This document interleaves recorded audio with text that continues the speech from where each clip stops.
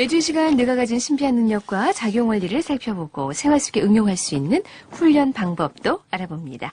재미있는 내 이야기 한국뇌과학연구원 노형철 브레인 트레이너와 함께합니다. 안녕하세요. 네, 안녕하세요. 네, 저 요새 시간은 없어요. 하지만 네. 영화나 드라마 없는 시간 중에 쪼개서 그렇죠. 네. 시간 많아서 보는 거 아닙니다. 예. 네. 좀 보다 보면은 네. 내가 정말 마치 네. 여자 주인공이 네. 된 것 같은 착각. 네. 착각이죠. 착각인 거 저도 압니다. 예. 남자 주인공이 마치 저에게 말을 하는 것 같은 느낌. 그렇죠. 예. 이것은 착각과 느낌인 걸 너무나 잘 알지만, 네, 네. 그러니까 너무나 잘 알아요. 그러니까 네, 네. 머릿속으로는 잘 아는 것 같은데, 네, 네. 감정은 그렇지 않은가 봐요. 감정은 그렇죠. 자꾸 네. 그렇게 느껴지거든요. 그렇죠. 네. 이런 것도 다 뇌랑 연관이 있는 거겠죠. 그렇죠. 뇌는 그 앞에 벌어진 현상 자체를 정말 자신의 것처럼 해석을 하고 네. 그것이 사실이든 거짓이든 간에 있는 그대로 해석을 하기 때문에 그래요? 그에 대한 반응을 하게 돼 있죠. 네. 그래도 그럼 미디어의 역할이 중요하겠어요. 엄청 중요합니다. 그래서 화면에 보여지는 내용들은 뇌에 바로바로 영향을 준다고 볼 수 있겠고요. 특히 우리 아이들 되게 뇌의 학습이 되게 왕성하게 일어나는 그런 나이대 아이들은 네. 미디어가 엄청 크게 영향을 준다고 할 수 있습니다. 네, 네. 그렇다면 미디어로 학습의 효과도 누릴 수 네. 있겠지만 네. 또 악영향을 끼칠 수도 있는 거예요? 그렇죠. 그래서 이제 양질의 프로그램을 선정해서 보는 지도가 참 필요한 것 그럼 같습니다. 좋은 프로그램을 미디어로 접하는 건 괜찮은 건가요? 어린 나이에?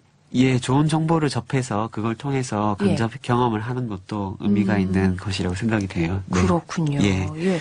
뇌는 왜 정말 똑똑한 것 같은데 네. 가끔은 이렇게 거짓인데 거짓인 걸 모르고 사실로 받아들이는 그렇죠. 그런 경우가 있는 것 같아요. 네네네. 그래서 그런 작용이 사실과 거짓을 구분하지 않고 어떻게 보면 또 사실이 진짜 사실인지 거짓이 진짜 사실인지 모르는 상황에서 네. 들어오는 정보들이 그냥 있는 그대로 뇌에 반응을 유도한다 이렇게 보시면 되겠는데요. 네. 이제 그런 부분을 유도하는 데 있어서 이제 거울신경이라는 것이 아주 중요한 역할을 하게 됩니다. 거울신경이요? 네네네. 오. 이게 이제 그 거울신경 말만 들어보면 뭔가 반사해서 보여주는 그런 신경이라는 것이 이제 어휘적으로도 바로 알 수가 있겠는데 네. 이것은 자기가 체험하지 않아도 그러한 것을 보거나 혹은 듣거나 하는 것만으로도 여러 가지 그 뇌 변화를 일으키는 신경으로 알려져 있습니다. 네, 예. 그렇군요. 네, 그래서 이 신경의 경우에 특히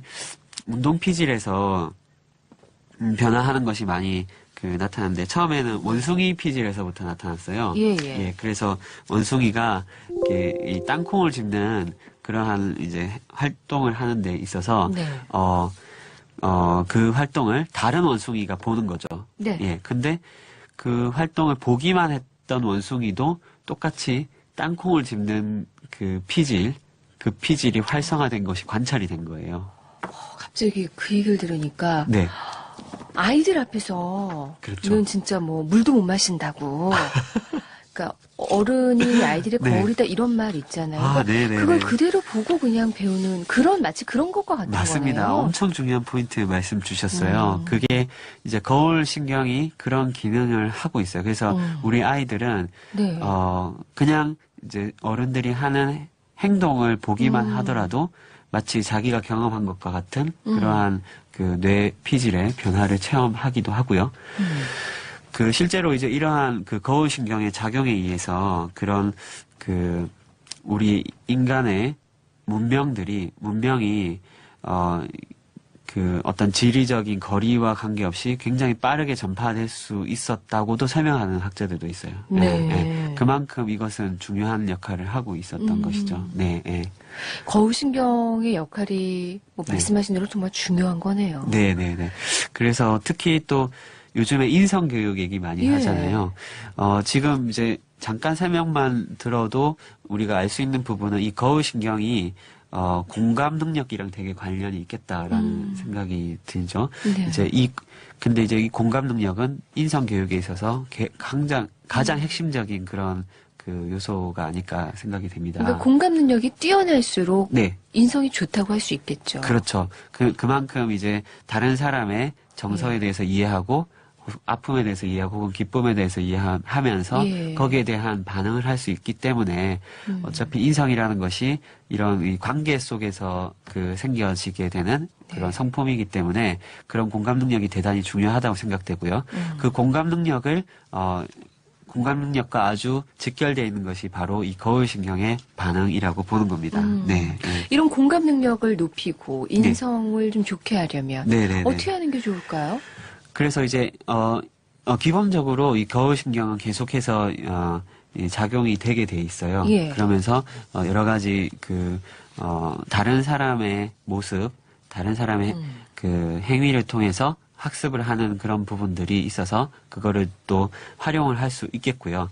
그리고 공감 능력을 향상시키기 위해서는 가장 중요한 포인트는 먼저 자기 자신의 그런 그 감각, 자기 자신의 감정, 여러 가지 생각 이런 것들을 바라보는 힘을 키우는 것이 중요하다고 생각됩니다. 자신의 감정, 네. 자기 자신을 그렇죠. 바라보는 힘. 그렇죠.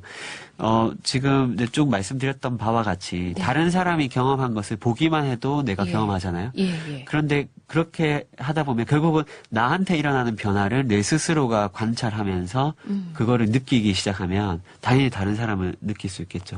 근데 그것이 되게 거창한 것이 아니라 내 몸에서 일어나는, 내 팔에서 일어나는, 내 다리에서 일어나는 그런 변화들을, 미세한 변화들을 내가 관찰을 하는 연습을 계속 하다 보면 네. 그것을 통해서 결국은 다른 사람을 이해하고 정서적인 면까지도 이해할 수 있는 그런 것까지 이제 발전이 될 수가 있겠습니다. 자신에 대해서 네. 생각하고 관찰하고 관심을 갖는 것. 네네네. 그것이 곧 다른 사람에게 관심을 갖는 것으로 이어질 수 있는 거겠네요. 그렇죠. 네네네. 예. 그리고 뭐 한 가지 또 연구 결과에 대해서만 또 말씀을 드리면 그 이제 뇌 신경 중에서 10번째 신경이 미주신경이라는 신경이 예. 있는데요. 이 예. 신경 또한 그 내 자신에 대해서 그 몸의 감각을 느끼는 그 과정을 거쳤을 때 발달을 한다고 네. 알려져 있습니다. 근데 이것이 또 발달된 사람의 경우에는 공감 능력이 좋고 또 당연히 사회 속에서도 성공할 확률이 되게 높아졌다고 연구가 돼 있었어요. 그러니까 네. 이런 신경을 발달시키는 건 어떻게 하는 거죠? 그래서 이제 그거를 발달시키는 것을 예. 이제 자기 자신을 와칭하는 부분인데 이게 와칭하기 위해서는 의식을 이제 자기 내면으로 이제 의식적으로? 예, 돌려야 됩니다. 약간 이제 좀 생소한 개념일 수도 있겠는데요. 네. 한 번쯤은 외부에서 들어오는 미디어나 여러 가지 정보들이 아니라 하루에 한 번쯤은 내 자신의 그런 느낌, 내 자신의 생각에 대해서 바라보고 예. 혹은 그것을 일기로 써보기도 하고 하는 그러한 시간.